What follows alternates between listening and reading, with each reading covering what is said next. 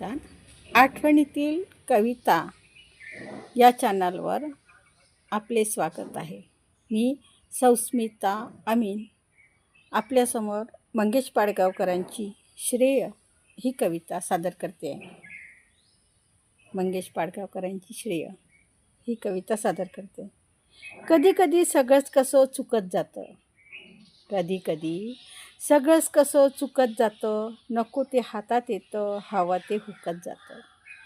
कधी कधी सगळंच कसं चुकत जातं, नको ते हातात येतं, हवं ते हुकत जातं. अशा वेळी काय करावं, अशा वेळी काय करावं?